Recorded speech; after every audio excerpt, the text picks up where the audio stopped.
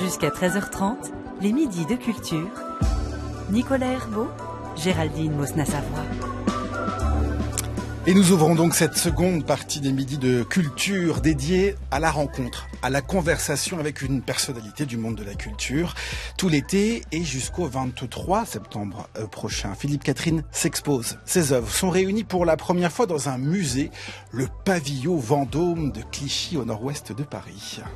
Bonjour Philippe Catherine. Bonjour. Merci d'inaugurer avec nous les midis de culture. Alors on vous connaît évidemment comme chanteur, compositeur, interprète, et c'est cette longue carrière qui aurait pu vous amener jusqu'à nous, mais en réalité aujourd'hui c'est le Philippe Catherine, artiste plasticien, artiste complet que l'on reçoit ce midi. D'après ce que j'ai lu, vous avez commencé à gribouiller, à dessiner à l'âge de 17 ans, vous avez fait vos études d'art plastique à Rennes. Vous n'avez jamais cessé de dessiner depuis tout ce temps ? J'ai commencé plus tôt quand même. Carrément. C'est-à-dire comme tous les enfants. À 2 ans, je faisais des dessins merveilleux, puis ça n'a pas cessé de se dégrader par la suite, mais j'ai continué tout de même. Qu'est-ce qui vous plaît tant dans le dessin aujourd'hui encore? C'est-à-dire que le dessin, c'est des choses que tu peux pas dire en chanson ou dans un film, ou c'est des choses qui... C'est comment je pourrais dire, une humeur qui passe, qui peut passer que par le dessin. Alors, quel exemple je pourrais donner? Une humeur en je dessin pourrais appeler, ou un trait de caractère. Je pense à Sampé, par exemple, qui excellait évidemment dans ce genre de choses. Vous avez la plage vue de haut, dessinée par Sampé, et un promeneur solitaire qui laisse des pas derrière lui, et son chien qui laisse aussi des pas derrière lui, mais dans des pas qui partent dans tous les sens, parce qu'on sait bien que les chiens changent tout le temps de direction. Ah bon? Encore plus que nous, c'est brusque, ils changent brusquement de direction. Nous, on a tendance à marcher droit, alors que les chiens, ça va dans tous les sens. Bon, alors moi, c'est une chose que je ne savais pas. C'est pas sur le sable. C'est des choses qui en dessin sont des merveilles à dessiner. Ça veut dire qu'aujourd'hui, vous avez un petit carnet, vous continuez à dessiner. Là, par exemple, quand vous êtes venu à la maison de la radio, il y a quelque chose qui vous inspire. Vous le dessinez, ou alors vous vous posez chez vous le soir et vous vous rappelez votre journée en vous disant qu'est-ce que j'ai vu aujourd'hui? Les deux oiseaux dans le studio, hop, je les dessine. Comment ça se passe? Ça m'arrive d'avoir des périodes comme ça où je tiens comme un petit journal dessiné. Puis après, je le laisse tomber pendant 6 mois, puis je reprends un peu. Mais c'est pas particulièrement une hygiène de vie. Je dirais pas ça. Votre travail artistique, vous dites qu'il est éclaté. Alors, au sens propre du terme, vous avez un spectre assez large de création, plusieurs disciplines qu'on retrouve d'ailleurs dans ce musée. On va y venir. Il y a de la peinture, de la gouache, des photographies, des collages et même des sculptures. Oui. Comment on arrive à être un artiste, comme je le disais, complet à tous ces niveaux-là? C'est plus, là, ça part un peu dans tous les sens, c'est sûr, mais c'est plus un aveu d'impuissance qu'autre chose, parce que j'aimerais me concentrer, comme le font d'ailleurs des artistes que j'aime, je sais pas, je pense à... Faire que de la musique Non, pas ça, mais Paola Pivi, par exemple, je regardais, que j'aime bien, par exemple, qui est obsessionnelle, qui sont plus obsessionnels, ou j'ai vu Françoise Petrovitch, c'est plus obsessionnel, alors, mais ça, j'admire ça. Parce que, ça veut dire qu'ils ont une idée et qu'ils la déclinent à chaque fois. Qu'ils la déclinent, alors que moi, je suis plus... Vous avez quand même des obsessions. J'ai des obsessions, ça c'est sûr. La mort, les trous, j'aime beaucoup. Le rond aussi, non? Trous, ouais, le rond. Ce qui est rond, les fesses. Ah oui, les fesses. La pâte à modeler. Oui, j'avoue. Ouais. Mais les bonhommes. Ces obsessions, je les décline de plein de façons. Je suis jamais content. C'est pour ça que je dis que c'est un aveu d'impuissance. Voilà. Vous êtes jamais content, mais vous arrivez dans un musée quand même, et c'est pas mal. Avant d'arriver donc dans ce musée de Clichy, il y a tout un parcours urbain qui débute dans Paris. Toujours aussi fou. Mais entrons maintenant dans l'hôtel. Le maître de la maison nous attend avec un sourire fort accueillant sur le palier du rez-de-chaussée. À Batignolles, Clichy. Des formes extrêmement puissantes et un certain goût de la monumentalité. Il y a ce côté pas sérieux, si l'on veut. Mais qu'importe. L'ensemble est vraiment très agréable. C'est pour les enfants ce truc-là, c'est génial. C'est fait pour les enfants. Alors le bruit du métro, là, ne dérange personne. Les couleurs. Alors toute la gamme des roses. On est heureux quand on fait pas de chichi, à Batignolles, Clichy. Quand quelqu'un se prend tout à fait au sérieux, pas seulement un artiste, pas un écrivain, mais même un industriel ou un homme politique, il y a une espèce d'acceptation de la condition humaine. Du moment qu'on est tout à fait sérieux, ça veut dire tout est très bien comme ça et je m'inscris tout à fait là-dedans. De sorte qu'il y manque quelque chose d'absolument essentiel qui est le tragique. Bon, et maintenant, voici le départ pour le bal. À Batignolles, Clichy. Alors ce parcours, il débute, Philippe Catherine, devant la mairie des Batignolles, dans le 17e arrondissement de Paris. Et on est mené, guidé jusqu'au pavillon Vendôme de Clichy par les Monsieur Rose. Racontez-nous qui sont ces messieurs roses. Je sais même pas comment il faut le dire. Ces bons hommes. À quoi ils ressemblent d'abord? Tu dis des bons hommes. Tu dis pas vous dire. Moi, je dis des bonhommes. Des bonhommes. Bonhommes, bon, d'ailleurs, ils n'ont pas de sexe, on peut dire. Non. J'ai renoncé à leur donner un sexe parce que il m'a semblé que c'était les réduire. Donc, ça reste très ouvert sur le genre.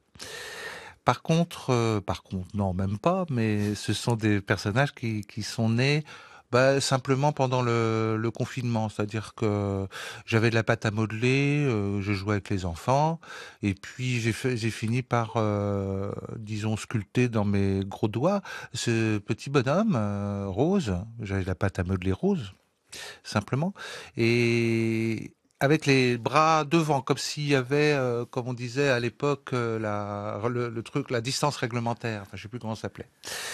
Bref, il y avait toute une sorte de nouveau vocabulaire à cette époque-là. La distanciation, je crois. La distanciation, oui.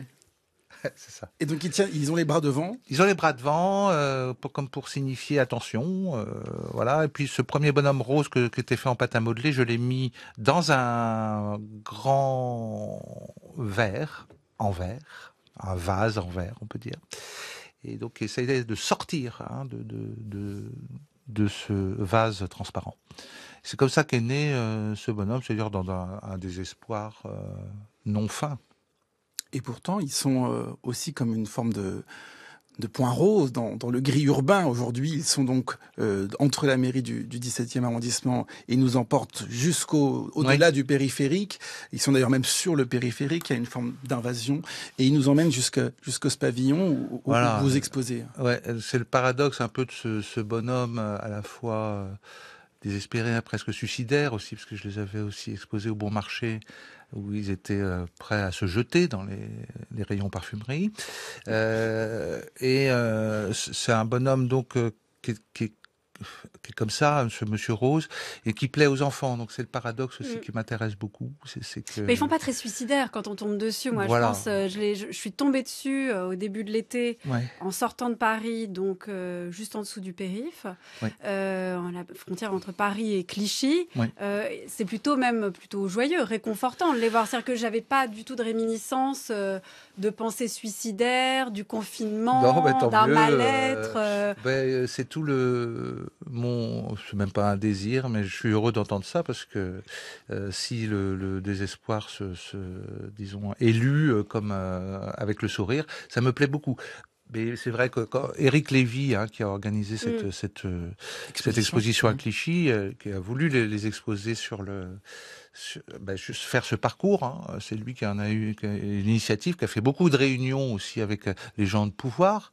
Donc à laquelle vous n'assistiez pas? Mais non. Donc j'ai eu ce privilège. Mais comment c'est ça? C'est-à-dire déterminer un parcours pour se dire on passe par telle rue? Oui, c'est ça. Alors je sais pas trop comment c'est passé parce que ça avait l'air très très compliqué. Même, je crois que les suspendre au périphérique, ça a été une chose. Voilà, et suspendre au périphérique justement sur le pont où ils sont prêts à tomber quand même. Donc on est quand même encore dans un truc un peu suicidaire. Ouais, aussi. Donc il y a ce mélange qui m'intéressait beaucoup et ce rose qui est une couleur qui a bonne réputation. Plutôt. Ah oui, souvent, c'est rose, c'est mignon, c'est cucu. Ça donne le sourire. C'est un peu cucu aussi, ça a une réputation un petit peu bien sûr, mais édulcorée. Vous avez lâché l'adjectif mignon, alors ça renvoie évidemment à votre courant artistique. Est-ce qu'il faut le dire comme ça? Est-ce que c'est trop pompeux, le mignonisme? Oui, c'est moi qui ai appelé ça comme ça parce que je réfléchissais aussi à ce que je faisais, parce que ça m'arrive par moment de faire une pause, de me dire tiens, qu'est-ce que je suis en train de faire? Bon, depuis toutes ces années. Et j'y réfléchissais, puis je me disais je faisais pas du tout du mignonisme, mais tiens, ça serait bien aussi d'avoir une grille de lecture comme ça de ce que j'ai fait ou de ce que les gens font, hein, parce que avec l'idée du mignonisme, qui est pas forcément des chats, des chatons mignons dans une pelote de laine, hein, c'est pas ça, mais c'est plutôt des œuvres qui traitent de choses graves ou pénibles de façon disons, un pas de côté qui permet d'avoir un aspect un peu mignon à tout ça.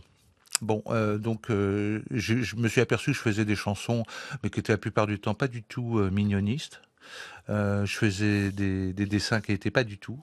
Et c'est à cette période où moi j'avais besoin de produire des choses mignonistes. Voilà. Puis après, je suis resté seul dans mon courant. Puisqu'il est déjà rempli, puisqu'il y a déjà plein de gens qui font des films, des chansons, des peintures, qui sont déjà mignonistes. Il faut quand même nous décrire un petit peu. Sans le savoir, d'ailleurs, ils n'en ont pas du tout envie. Mais alors, qu'est-ce que c'est exactement le mignonisme? Vous êtes revenu sur ce que vous avez produit, et puis on est pendant ce confinement, au printemps 2020, vous êtes enfermé comme tout le monde, et vous vous dites, s'il y a des choses autour de moi avec lesquelles je peux créer quelque chose. Oui, ou disons mettre en scène une angoisse, hein, simplement, hein, avec par exemple les jouets des enfants. Puisque j'avais le temps de le faire. Et donc, je mettais en scène simplement.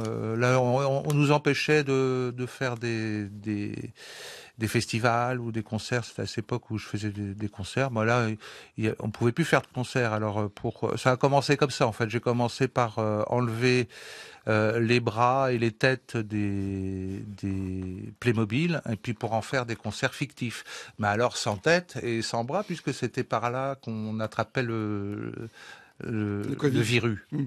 Donc, disons que ça me soulageait de mettre en scène tout ça. Et puis ça me faisait plaisir, ça me faisait du bien. Bon, ça commence par là, hein, c'est purement égoïste.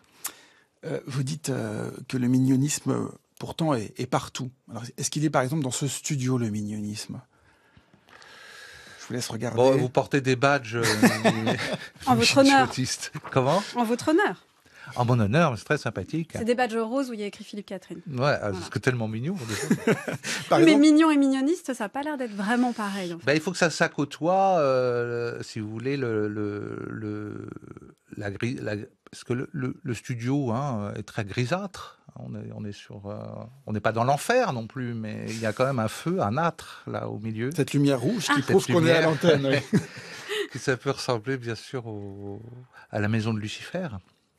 Et cette horloge, vous l'avez essayé de le définir, ce mignonisme, dans ce livre qui est paru en même temps que cette exposition. Vous dites l'horloge, est-ce qu'elle est mignoniste? Et vous dites non. Pourquoi? Parce que elle est trop prévisible. Elle est trop sûre d'elle, l'horloge. Elle est trop autoritaire, même en panne. Ah oui, le temps qui passe, c'est quelque chose d'inéluctable, et c'est vrai et de très prévisible. On l'observe depuis qu'on est né, hein. Donc c'est pas quelque chose de très mignoniste. Même une horloge en panne, après ça dépend comment on la décore, ça dépend qu'est-ce qu'on en fait exactement. Mais moi je porte pas de montre, c'est trop pesant. Puis vous avez un téléphone portable? J'en ai un, oui. Ouais. Qui permet d'indiquer l'heure. Donc mignon et mignoniste, ça va pas forcément ensemble. Non, pas du tout, ça va pas forcément. Alors pourquoi mignoniste? Pourquoi ce terme? D'où il vient? Parce que j'ai remarqué que depuis l'histoire de l'humanité, dès que ça se finissait en isme, ça se finissait en drame. Hein, donc vous allez vous créer un drame, c'est ça? De ne pas créer un drame, et ça se termine souvent en dictature, c'est ce que j'ai observé. Et ça m'intéressait beaucoup d'être le seul représentant et le seul tyran d'un courant qui n'existe que par moi. Donc c'est ce que je trouvais intéressant à souligner dans le fait de terminer en isme. Alors l'aspect mignon aussi questionne évidemment ce qu'on peut appeler la beauté de l'art. Est-ce que ce que vous avez créé est beau, oui ou non? Ça, je vous laisserai répondre. Mais en tout cas, ces bonhommes roses, ils réunissent toutes les caractéristiques qu'on trouve habituellement laides. Ils ont une calvitie, ils ont les oreilles décollées, ils ont des bras un peu trop longs, trop grands, des formes très très très généreuses. Est-ce que dans votre façon de vous exprimer par l'art, il y a aussi l'idée de vouloir, je sais pas moi, casser les canons de beauté, en tout cas montrer autre chose que ce qu'on peut voir habituellement?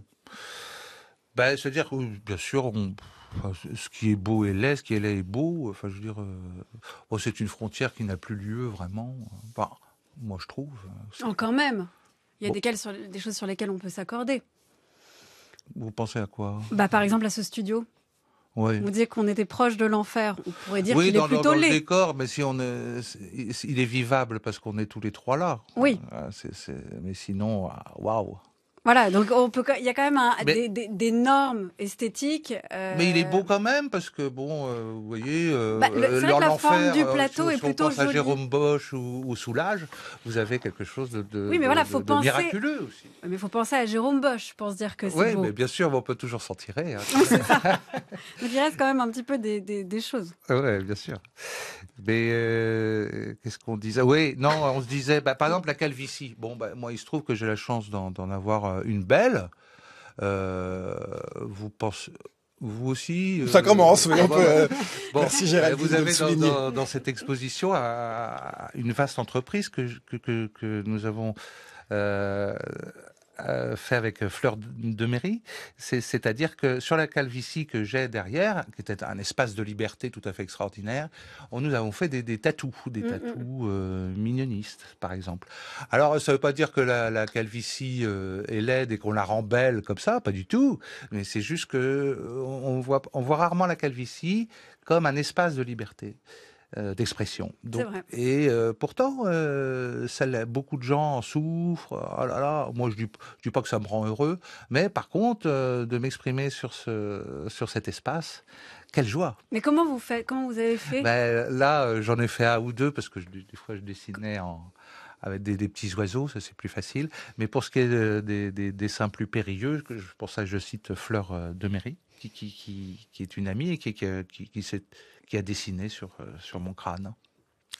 Je n'exclus pas d'en faire un tatouage définitif. Ce serait pas mal. Vous allez choisir lequel? J'aimerais beaucoup celui que peut-être vous voyez si vous avez vu l'expo. La fenêtre ouverte avec les volets ouverts. Vous voyez peut-être... avoir la fenêtre ouverte derrière le crâne, ça me plaît beaucoup.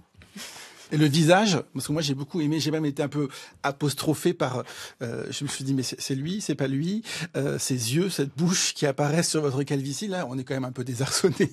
Oui, bien sûr. C'est-à-dire qu'il n'y a pas de ménionisme sans désarçonnement. Donc il y a un côté provoque. Forcément, c'est-à-dire que c'est là où on retrouve les normes entre le beau et le laid, c'est que forcément vous devez quand même bousculer quelque chose. Ce que l'on pensait moche devient tout à coup intéressant. Je n'ai pas cette prétention. Quand même. Oh non, je dis pas que vous êtes prétentieux. Comment? Je dis pas que vous êtes prétentieux non plus. Ça serait ou présomptueux, je sais pas. Je tire pas des plans sur la comète. J'ai juste fait cette expérience sur moi. Après, j'imagine pas l'effet que ça peut donner, ça ou ce que je peux renverser, ou lancer une mode. J'en serais très heureux, bien sûr, qu'on profite de ces calvities qui sont distribuées à droite à gauche sur les crânes. Alors le corps, c'est aussi très important dans votre façon de voir les arts plastiques et cette exposition que vous nous proposez à Clichy, parce que il y a évidemment cette calvitie dont on vient de parler, et il y a aussi ces obsessions. Alors il y a des fesses, il y a des orifices en tout genre. Vous dites le sexe, c'est le nerf de la guerre, il ne faut pas négliger l'organique. Alors comment est-ce que vous avez réussi à montrer ce qui est parfois n'est pas montrable dans un musée ou qu'on n'a pas envie de voir dans un musée? Parfois, on est un peu dérangé aussi par ce que vous pouvez proposer. Ça s'est quand même pas mal décanté au niveau de ce qui est montré dans un musée depuis un certain nombre d'années. On montre bien sûr des choses. C'est pas nouveau ce que je fais. Et puis c'est juste qu'évidemment le corps, il suffit de penser qu'on vient d'un orifice et qu'on vient de là et on retournera là, dedans, dans un trou en tout cas. Donc je me souviens plus du tout de la question. C'est pas grave. Vous savez ce qu'on va faire, puisque vous parlez de la mort, on va écouter un extrait de votre long métrage Peau de cochon. Il est présenté dans cette exposition entrecoupée d'extraits de vos clips, et on va écouter ce mix. Les midis de culture jusqu'à 13h30. Géraldine Mosna-Savoie, Nicolas Herbeau. On peut très bien se dire, je suis le metteur en scène de tout ça, pourquoi pas. Par exemple, Tu t'envoies une chanson là pour moi? Ne pas savoir que c'est beau de dire ça, c'est ça qui est beau. Tu peux être plus fort pour moi? C'est beau de dire ça sans savoir que c'est beau. Et c'était superbe, waouh. Je volais avec les oiseaux, j'étais bien. Et c'est comme si l'on était secoué par un géant de 17 pieds. J'ai trouvé ça dégueulasse, mais j'étais con parce que... Colérique. T'as inventé un truc génial, je trouve, tu vois, c'est intemporel, c'est rudimentaire, c'est ça qui est très beau, tu vois. Moi je suis fou de ce projet, c'est vachement généreux. Tu dessines des bonhommes, et toi, tu colles ton chewing-gum. C'est plus que rigolo, je trouve ça très émouvant, vraiment. Tu sais, c'était samedi, là, à côté de la maison de la radio. Je marchais dans la rue, et puis il y a une fille juste devant moi, avec ses grands cheveux blonds, tu vois. J'ai vu ça, et ça n'a pas été du tout ce que j'attendais. Ça n'a pas été l'horreur, ça a été, au contraire, un espèce de moment magnifique où tout d'un coup, c'est comme si toute l'humanité, si tu veux, m'embrassait sur la bouche, quoi. Philippe, comment tu t'appelles? Ta gueule. Je suis gâté, non? Bon voilà, c'était quand même une bonne journée, à part traîner avec des idiots, c'était bien. À part traîner avec des idiots, c'était bien. J'espère que c'est pas ce que vous direz après ce passage dans les midis de culture. Philippe Catherine est avec nous dans les midis de culture sur France Culture. Racontez-nous quand même cette histoire et cette histoire de peau de cochon avant le film. Il y a cette opération, cette cicatrice. Quand vous aviez 8 ans, vous avez été opéré du cœur. Une peau de cochon qui vous a sauvé en quelque sorte. Hein. Oui, j'avais un trou. Voilà. Pour revenir aux orifices. Pour revenir aux orifices. J'avais un trou qui était quand même pas viable parce que c'était pas prévu. Hein, c'est un trou dans le cœur, mais ça c'est pas si rare que ça. Et puis on m'a opéré comme ça à cœur ouvert à l'âge de 8 ans. Et puis on m'a mis une peau de cochon, effectivement, d'où le titre de ce film que j'ai fait il y a longtemps. Hein. Et la peau de cochon, c'est vrai que c'est quelque chose qu'on jette facilement. Quand on dépaisse un cochon, c'est pas le truc qu'on retient tout de suite. On a tendance à jeter. Et pourtant, ça peut sauver des vies. Alors, ça fait réfléchir hein, quand on y pense. Vous disiez tout à l'heure que la mort était très présente dans votre façon de penser et de créer, notamment dans ce film Peau de cochon. C'est 2003. On vous voit vous balader dans un cimetière où vous citez les prénoms des pierres tombales. Vous parlez évidemment de votre opération du cœur, et puis on y voit aussi votre nièce qui dessine sa mère sous forme de squelette. Tout à l'heure, on disait, on peut mettre plein de choses dans un musée. Quand on va voir Philippe Catherine, qu'on connaît un peu votre univers musical, et qu'on se dit, l'exposition s'appelle Mignoniste, ouais. Mignonisme, on est quand même un peu perturbé par ça. Ben, c'est ça qui peut-être qui m'intéresse, c'est travailler sur justement ces orifices de pensée où on sait, quand il y a une ouverture, on ne sait pas si de quel côté on va se retrouver, de quel côté on va se mettre. Donc c'est des portes qui s'ouvrent, on s'y glisse, et puis il y aurait pas comme je vous l'ai dit, ça m'intéresserait pas s'il y avait des trucs mignons sur des trucs mignons. C'est des trucs mignons sur des choses qui grattent, quoi. Mais est-ce que vous trouvez qu'on a tendance à négliger, quand on parle de vous comme artiste, cette dimension plus, je dirais pas suicidaire, mais en tout cas angoissée de votre œuvre? On vous prend pour un artiste rigolo, loufoque, qui fait plaisir, qui fait rire les enfants. Moi, par exemple, ma fille de 4 ans et demi vous adore. Voilà, elle adore cette chanson qu'on a entendue, Comment tu t'appelles, notamment pour le ta gueule final. Qui est une sorte de transgression pour son âge. Ben oui, bien donc sûr. Il y a un côté beaucoup plus fort ou noir chez vous. Mais j'expliquais à mes enfants justement comment on peut pas dire des gros mots dans la vie, mais par contre dans les chansons, on a le droit à faire. Vous viendrez à l'expliquer dire à ce ma qu'on veut. fille alors. Oui, je lui dirai. Ouais. Mais peut-être qu'elle vous écoute là. J'espère. Il faut faire des chansons si tu veux dire des gros mots. Je dis ça à la fille, à la petite. À la petite fille. Et donc ça me dérange pas que je sois pris pour un rigolo, vraiment. Au contraire, c'est inattendu, parce que moi, quand je fais mes choses, je rigole pas. Enfin, je trouve pas ça marrant. Vous les faites pas pour faire rire? Non, pas du tout. Je suis pas du tout. Enfin, j'aime bien rigoler dans la vie, par contre, mais je rigole pas quand je fais mes chansons ou je fais j'essaye de rendre ça pas ennuyeux ou nous mortifère. J'aime pas l'idée que d'un artiste qui vous met la tête sous l'eau, qui vous noie. Il y en a beaucoup, mais j'aimerais pas faire partie de cette catégorie.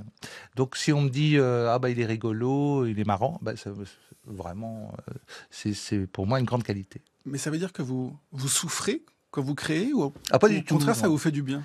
Non, je n'ai pas de souffrance. J'ai des angoisses à vivre, mais dès que je me mets à écrire, à dessiner, c'est pas du tout dans la souffrance que ça se passe, c'est plutôt dans la joie. Je peux le faire quand il y a des gens à la maison, n'importe quand, mais ça se passe pas dans la douleur. Il faudra que j'essaye un jour. De créer dans la douleur. Oui, je sais pas ce que ça peut donner. Comment on peut décider ça? Je sais pas comment je pourrais m'y prendre. Ça va être dur, je vais avoir mal. Je sais pas. Ouais, faut penser à ce dispositif. Quand vous mettez en place et que vous réfléchissez au mignonisme, pour en revenir, vous aviez déjà écrit beaucoup de chansons, puisque votre carrière musicale a débuté dans les années 90, au début des années 90. Et après, vous vous êtes dit, alors cette chanson, est-ce qu'elle est mignoniste? Est-ce qu'elle rentre dans mon courant de pensée, dans mon courant artistique que j'ai créé? J'ai lu que, par exemple, la chanson « Aimez-moi », vous dites, oui, celle-là, elle rentre dedans. Oui. Dans « Aimez-moi », vous dites « La mort rend les gens beaux ». Ouais. Bon, c'est une réflexion que pour avoir un enfant aussi, quelque part, il ne le dirait pas avec ses mots, mais c'est vrai qu'on peut s'apercevoir de ça. Mais les choses mignonistes sont pas forcément enfantines. Mais c'est vrai que c'est une chanson, par exemple, qui travaille sur des choses, sur le deuil, sur ce que c'est qu'être un papa aussi. Ça commence comme ça. Ça mélange beaucoup de choses. Et c'est ce qui donne ce côté un peu mignoniste, c'est-à-dire le côté hyperactif. Là, on est dans une chanson hyperactive. Et l'hyperactivité peut être mignoniste. Après, c'est des sensations que j'ai par rapport à mes chansons. Et j'ai essayé d'en chercher des chansons mignonistes que j'ai fait, mais j'en trouve pas à tous les coins de rue. Ah non, loin de là. Si je vous donne une étiquette à coller sur des artistes aujourd'hui, avec écrit mignonisme, vous la collerez sur qui, cette étiquette? Qui rentre dans votre courant artistique? Ou alors est-ce que vous dites, non, je veux rester tout seul? Un tyran seul dans mon pays.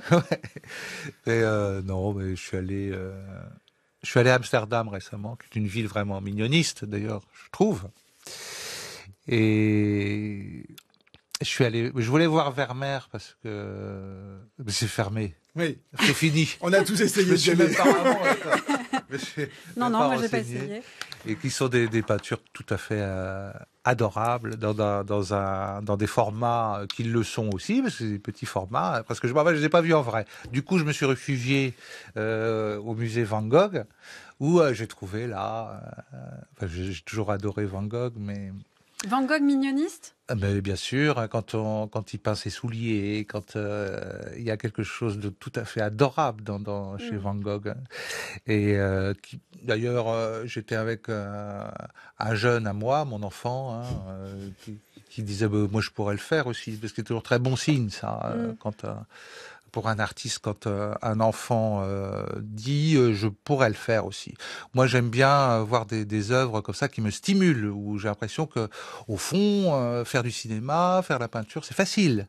Quand on voit du Van Gogh, par exemple, ça me stimule. J'ai envie de prendre les pinceaux, j'ai envie de y aller, quoi.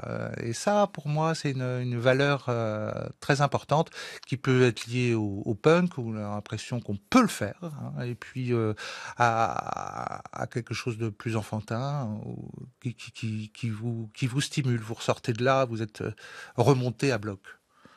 Si vous avez trouvé la panacée universelle pour faire de la peinture, il n'y a plus d'individu. Et nous avons déjà dit au début que c'était quand même, je crois, l'individu qui restait important dans l'œuvre d'art. Chaque peintre ou chaque artiste est quand même le deus ex machina de la question. Est-ce que ça vaut encore la peine de faire de la peinture? Bon, je ne sais pas, parce que ça ne veut rien dire faire de la peinture. Ce qui veut dire, c'est faire quelque chose. C'est de la peinture à l'huile depuis 800 ans, mais ce ne sera plus de la peinture à l'huile, ce sera des céramiques, ce sera de la lumière colorée, ou ce que vous voudrez. En musique, vous savez ce qui est arrivé, c'est que chaque fois qu'on a inventé un nouvel instrument, il y avait une nouvelle musique créée par le nouvel instrument. Mais c'était quand même une autre facette de la même chose, du point de vue métaphysique. Donc ce sera la même chose, même si on supprime la peinture à l'huile complètement, ce sera remplacé par autre chose, mais ce sera toujours l'expression d'un individu ou d'un groupe d'individus qui laisseront leur inconscient sortir. Vous l'avez reconnu, Philippe Catherine? Non. Marcel Duchamp. Oh non, je voulais pas vous piéger. Et il fait bien de parler d'auteur, hein, parce que d'auteur plaçant l'urinoir à l'envers. Mais parce que c'est pas lui qui l'a fait. Mais je me pose souvent cette question. C'est pour ça que je lisais un essai sur Jean Eustache par Philippe Azoulay. Ça parle beaucoup de ça, de ce qu'est un auteur, et qu'au fond, Eustache par exemple a fait des films sans mettre en scène, en laissant tourner la caméra avec sa grand-mère qui parlait. Bon, moi, ça m'est arrivé aussi, et je pense que c'est des chansons qui me plaisent beaucoup maintenant. C'est des chansons dont je suis pas forcément l'auteur. J'ai fait une chanson qui s'appelle Poulet numéro 728 120. J'avais acheté un poulet à la boucherie, et puis il y avait le descriptif de sa vie au poulet sur une étiquette. Et puis alors j'ai juste chanté ce qu'il y avait de marqué sur cette étiquette. Mais il y avait quand même une mélodie. Ça vient de vous. Après, j'ai inventé la mélodie, mais je parle sur cette chanson. Donc, 728 120, élevé en plein air, 89 jours, 90 nuits, parmi 380 autres poulets. Il y avait tout ça. Donc, et ça, c'est des chansons, c'est une chanson, je l'ai signée à la SACEM. Hein, et vous a rapporté beaucoup? Je sais pas, mais la notion d'auteur est très très floue, hein, je trouve. Et quand on fait une chanson, une peinture, un dessin, quoi qu'on fasse, faut pas penser qu'on soit l'auteur, parce que c'est pas vrai. Et je pense que aux gens qui sont venus, qui ont travaillé avant sur ce genre d'exercice, et puis aussi, je pense par exemple à mes ancêtres. Faut pas croire que ce soit moi qui tienne le stylo tout seul. Hein. Il y a ma mère, mon père, tous les ancêtres qui tiennent le stylo. Donc, c'est la notion d'auteur est très intéressante. Donc, vous ne considérez pas comme tel? Comme un auteur? Ouais. Non, je tiens le stylo. Comme un artiste, quand même, alors? Bon. Comme quelqu'un qui crée, qui fabrique, on l'entend dans l'archive de Duchamp. C'est pas automatique. Je transmets quelque chose. Voilà. C'est déjà je fais une synthèse de quelque chose. Alors après, j'ai tendance à pas m'appeler. Hein. Jamais. Oui, c'est vrai que c'est difficile. Non, mais par exemple dans la présentation à la rentrée scolaire pour vos enfants justement. Oui. Ils vous présentent comment? Moi, je me présente. C'est-à-dire qu'ils me présentent comme musicien. Ah, ok. Ouais, parce que c'est très ouvert, musicien des mots, musicien. On fait de la musique, c'est faire quoi. Oui, je fais des choses. Vous utilisez le hasard, la spontanéité, le non-sens, parfois aussi. Ça revient évidemment à ce qu'a pu faire Marcel Duchamp, à ce qu'ont pu faire les surréalistes, les dadaïstes. Vous sentez une liberté totale de création? Oh, tellement pas. Non, je me sens tout sauf libre. Hélas pour moi, mais pas pour. Qui pourrait prétendre être libre? Qui? En tout cas, certainement pas moi, hein, vraiment pas. Qu'est-ce que vous feriez si vous étiez... C'est-à-dire qu'on est, vous avez déjà les droits de l'homme, hein, vous avez ça sur vous. Ça, c'est plutôt pas mal, ça vous empêche pas de créer dans le sens. Hein. Mais penser qu'on soit libre, certainement pas. J'ai pas du tout de liberté. J'en ai très peu, comme tout le monde. On essaye de se démerder avec vraiment un espace. Mais vous avez des moyens, par exemple, on vous écoute. J'imagine que si vous arrivez avec un projet, même qui tient à moitié debout, on va vous dire c'est Philippe Catherine, on le prend. Vous avez quand même cette liberté-là, en fait, qu'on vous croit. J'ai la liberté de faire tenir un projet debout. Oui. Bah, c'est déjà énorme. C'est déjà énorme, une publicité, de l'écoute, de l'audience. C'est déjà énorme. On a parlé de votre exposition, l'exposition Mignonisme Acte 3 qui se déroule jusqu'au 23 septembre au pavillon Vendôme à Clichy, où on rentre évidemment dans votre univers, on découvre tout ça. Est-ce qu'il y a des projets musicaux, Philippe Catherine, dans les prochains mois? Pour l'expo Mignonisme, ça va se balader dans d'autres villes déjà, donc il faut fournir aussi d'autres dessins, d'autres sculptures, d'autres gouaches. Et puis j'enregistre personnellement un disque, on ne sait jamais ce que ça va devenir, mais enfin une quinzaine de chansons dans une quinzaine de jours en studio. Donc j'en suis très heureux, parce que j'adore le studio. Et la sortie est prévue quand? Oh, ça je l'ignore, hein. On ne peut pas savoir vraiment encore. Je sais pas. Et vous êtes content de ce que vous avez fait? Oh, on ira. Je suis pas content, je me pose pas la question comme ça, mais en tout cas, de le faire, d'écrire ces chansons, ça m'a bien soulagé. Philippe Catherine dans les Midis de Culture, puisque vous êtes notre première invitée de cette saison, Philippe Catherine, vous avez le droit de choisir votre chanson de fin. Alors, comme vous n'êtes pas totalement libre, voici ce qu'on vous propose. Georges Moustaki, Joseph ou Amanda Lear, Follow Me. Georges Moustaki, c'est une figure familiale importante, mais j'aime tellement cette chanson et le titre, et Amanda Lear que j'aime beaucoup, et j'adore ce morceau, Follow Me.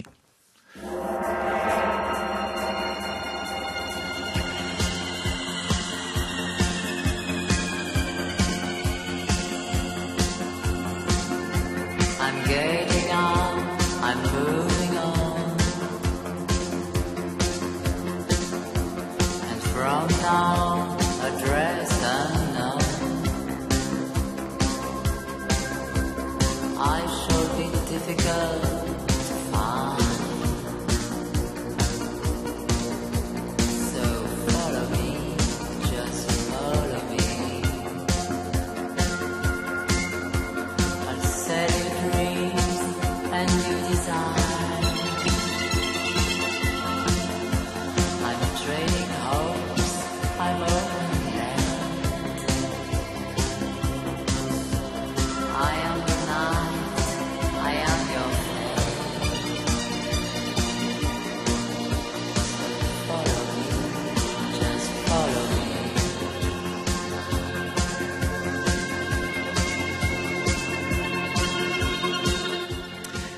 Amanda Lear, donc pour le plaisir des auditeurs de France Culture, bien sûr, et de Philippe Catherine, qui était notre invité ce midi dans les Midis de Culture, Follow Me.